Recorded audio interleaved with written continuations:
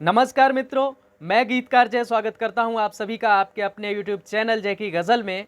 आप सभी को गज़ल लिखना और कहना सिखाने के लिए मैंने एक श्रृंखला की शुरुआत की है, गज़ल गोई, जिसके पहले एपिसोड में मैं आज आपको गज़ल और उसमें प्रयुक्त शब्दावली के बारे में बताऊंगा।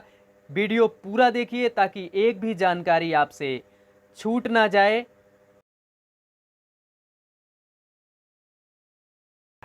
मित्रों, आगे बढ़ने से पहले हम यह जान लेते हैं कि गज़ल क्या होती है। एक समान रदीफ और भिन्न भिन्न काफियों की रचना को गज़ल कहा जाता है। अब आप सोच रहे होंगे कि काफिया क्या होता है, रदीफ क्या होता है, तो मैं आपको बता दूं कि गज़ल के अंत में जो एक समान शब्द रहता है, हर शेर में एक समान रहता है, उसे रदीफ कहते हैं। और उससे ठीक पहले जिसके अंत में तुक रहता है, ऐसे शब्द को काफिया कहते हैं, जो हर शेर में बदलता रहता है लेकिन उसकी तुक एक समान रहती है। तो यह बात आप समझ गए। अगली बात है, आप पूछते हैं कि वज़्न क्या है। तो वज़्न मात्रा क्रम को कहते हैं। आपने हिंदी व्याकरण को थोड़ा भी पढ़ा है, काव्य शास्त्र को थोड़ा भी पढ़ा है, तो आप मात्रा क्रम जानते होंगे।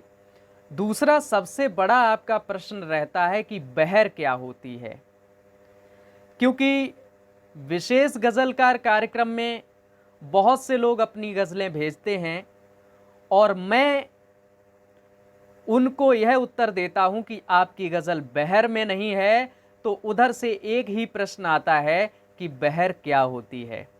तो मैं बता दूं, जिस तरह से हिंदी व्याकरण में, हिंदी काव्य शास्त्र में छंद होते हैं, उस तरह उर्दू काव्य शास्त्र में बहर होती है। मतलब दोहा छंद, सोरठा, चौपाई और इत्यादि बहुत से ऐसे छंद हैं जो मात्रा क्रम पर आधारित होते हैं। अगर एक भी मात्रा कम है तो छंद पूरा नहीं है। उसी तरह से गज़ल में भी अगर एक भी मात्रा कम या ज़्यादा है तो गज़ल का शेर मुकम्मल नहीं है।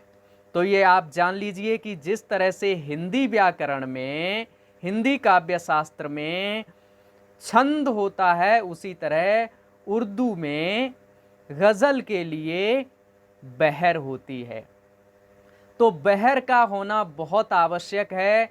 बिना बहर के आप किसी भी गज़ल को ना तो अच्छे ढंग से कह पाएंगे, ना ही उसका गायन कर पाएंगे। शेर जान लीजिए क्या होता है। शेर गज़ल की दो पंक्तियां होती हैं।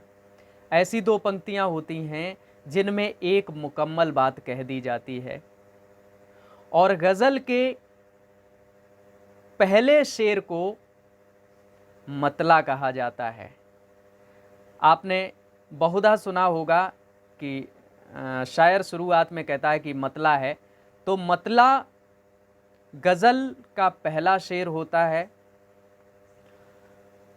अशार शेर का बहुवचन होता है, यानी कि 2 लाइन का शेर होता है और 4 लाइन के अशार होते हैं। आपने सुना होगा बहुत से शायर कहते हैं कि ये 4 मिसरे आपके लिए। तो मिसरा क्या होता है? शेर में जो 2 लाइनें होती हैं, उन दोनों को अलग अलग मिसरा कहा जाता है, यानी कि एक शेर में 2 मिसरे होते हैं। अब जान लेते हैं मिसराए उला। शेर के पहले मिसरे को मिसराए उला कहा जाता है और शेर के दूसरे मिसरे को मिसराए सानी कहा जाता है। तो ये बात क्लियर हो गई। गज़ल गो या शायर गज़ल लिखने वाले को कहा जाता है।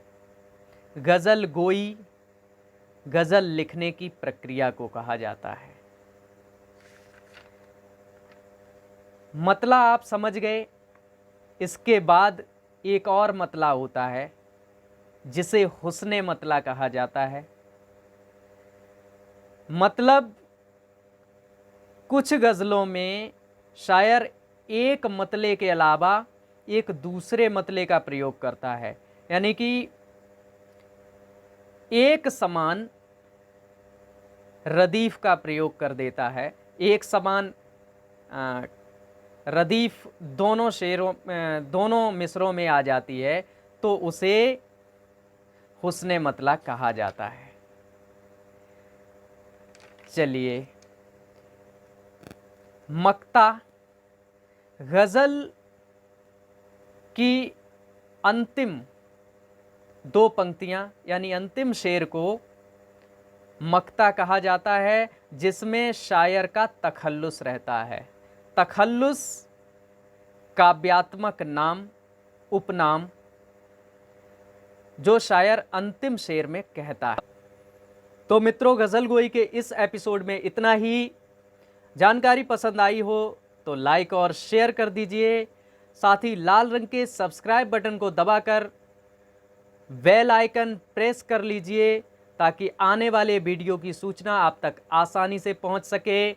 मिलते हैं अगले एपिसोड में, तब तक के लिए नमस्कार। आपका दिन